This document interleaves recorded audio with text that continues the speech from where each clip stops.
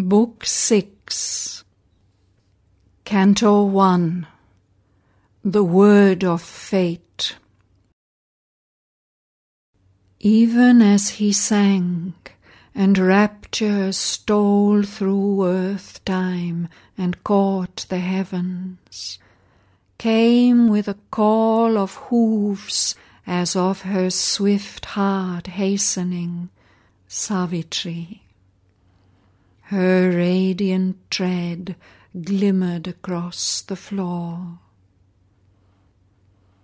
A happy wonder in her fathomless gaze, changed by the halo of her love she came. Her eyes rich with a shining mist of joy, as one who comes from a heavenly embassy, discharging the proud mission of her heart, one carrying the sanction of the gods to her love and its luminous eternity.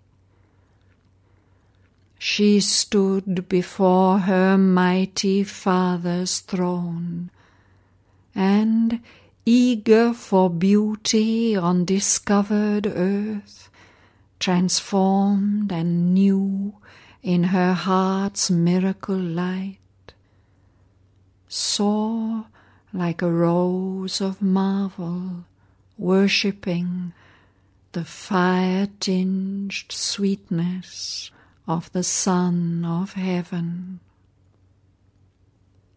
He flung on her his vast immortal look.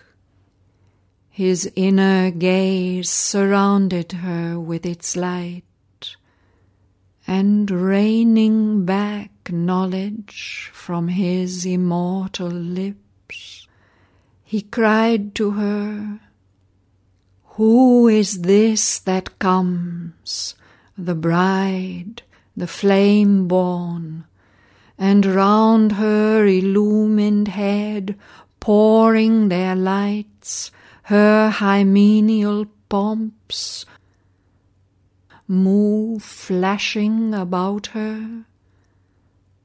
From what green glimmer of glades retreating into dewy silences, or half-seen verge of waters moon-betrayed, bringst thou this glory of enchanted eyes? Earth has gold-hued expanses, shadowy hills that cowl their dreaming phantom heads in night, and, guarded in a cloistral joy of woods,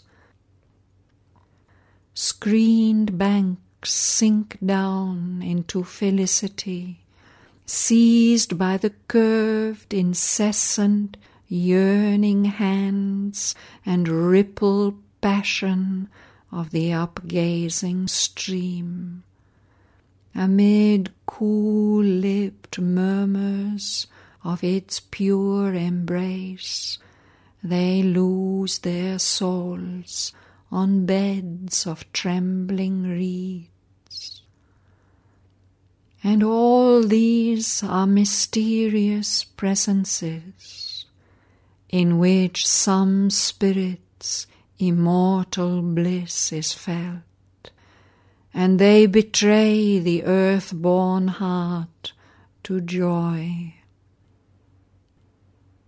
There hast thou paused, and marvelling borne eyes unknown, or heard a voice that forced thy life to strain its rapture through thy listening soul? Or, if my thought could trust this shimmering gaze, it would say thou hast not drunk from an earthly cup, but stepping through azure curtains of the noon, thou wast surrounded on a magic verge in brighter countries than man's eyes can bear.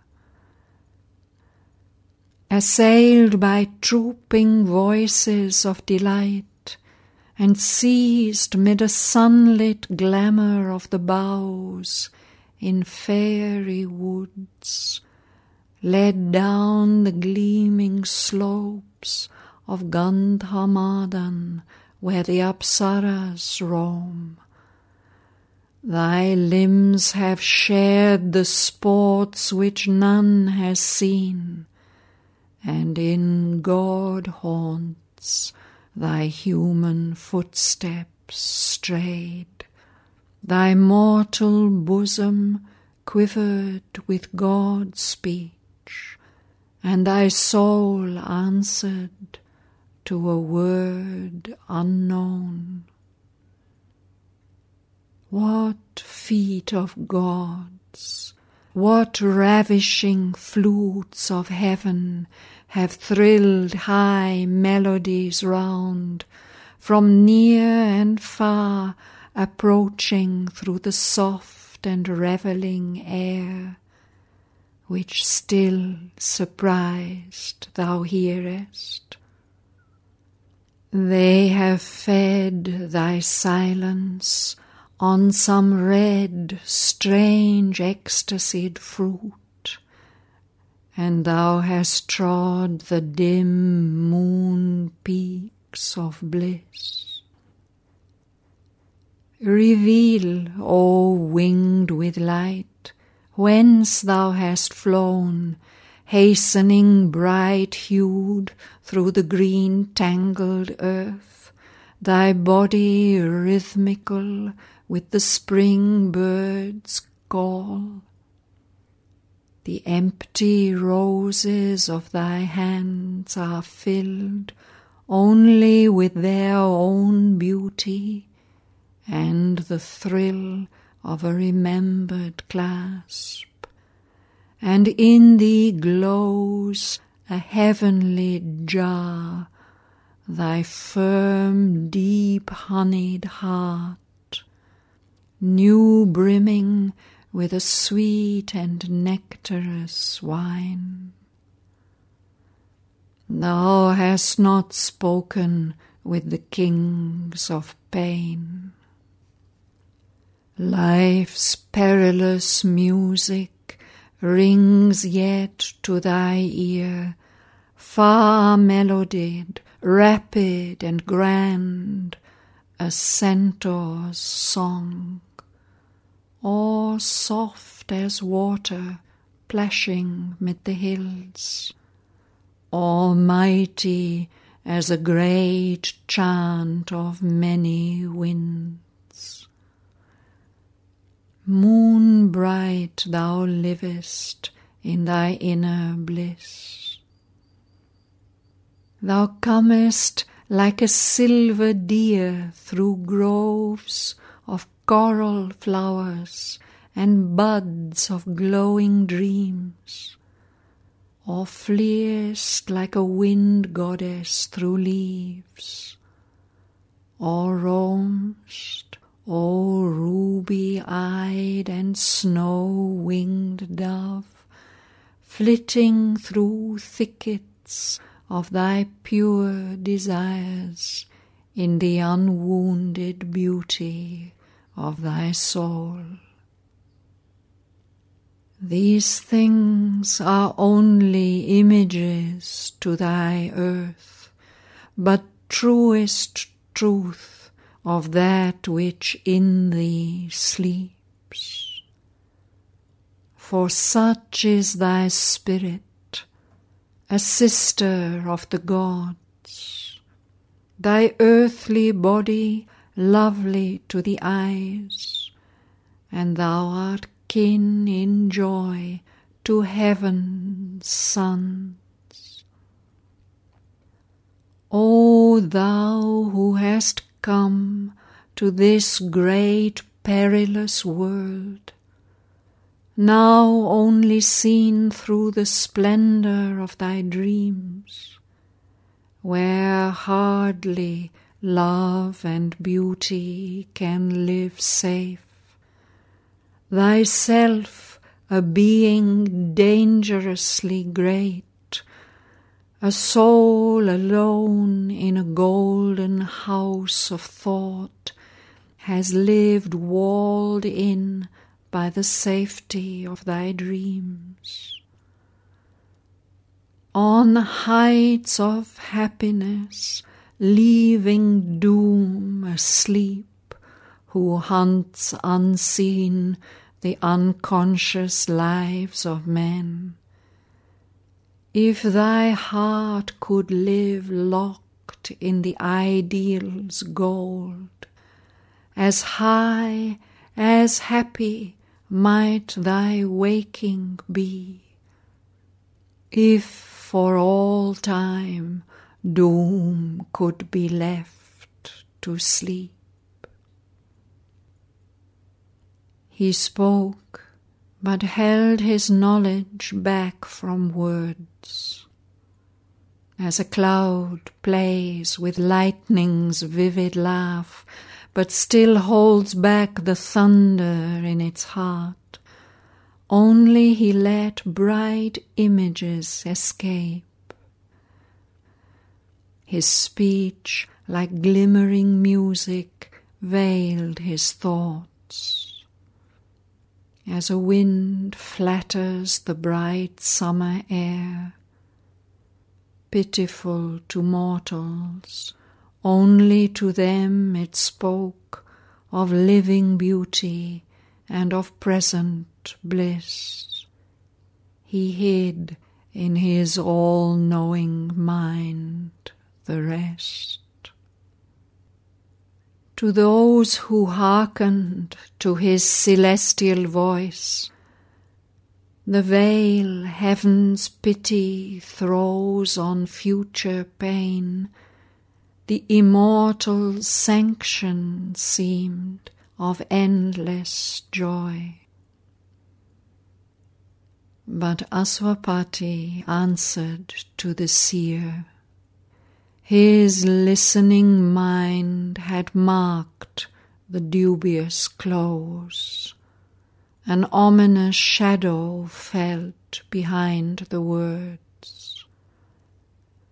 But calm like one who ever sits facing fate, here mid the dangerous contours of earth's life, he answered covert thought with guarded speech.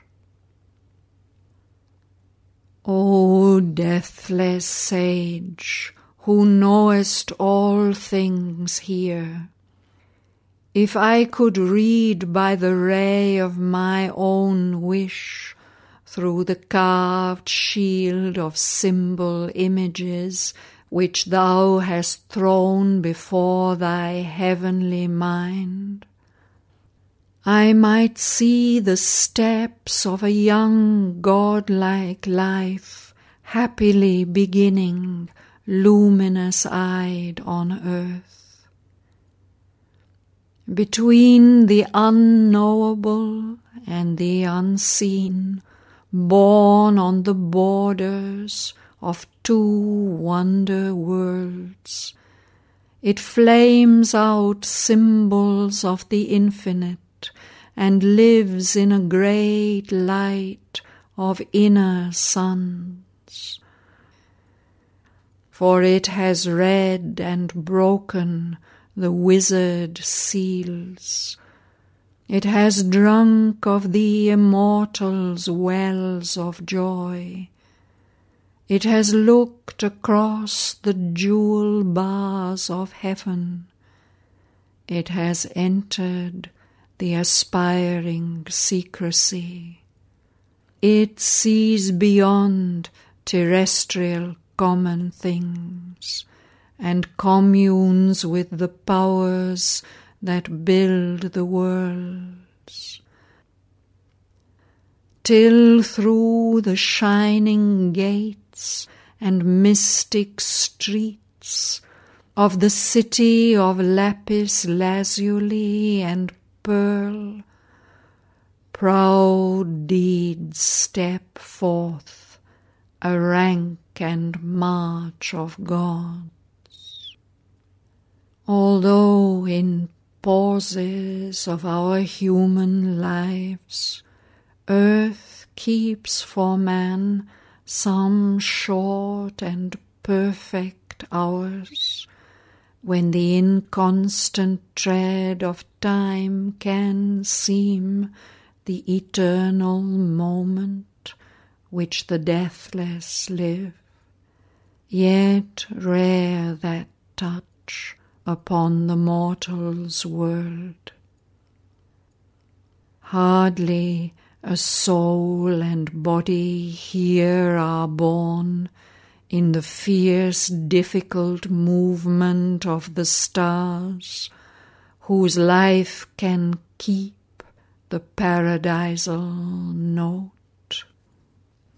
Its rhythm repeat the many-toned melody, tirelessly throbbing through the rapturous air, caught in the song that sways the Apsara's limbs when she floats, gleaming like a cloud of light, a wave of joy on heaven's moonstone floor. Behold this image, cast by light and love, a stanza of the ardour of the gods, perfectly rhymed, a pillared ripple of gold.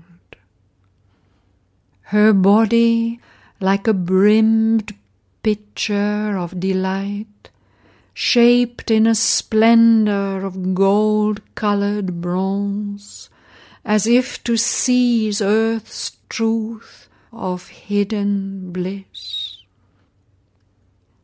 Dream-made, illumined mirrors are her eyes, draped subtly in a slumbrous fringe of jet, retaining heaven's reflections in their depths.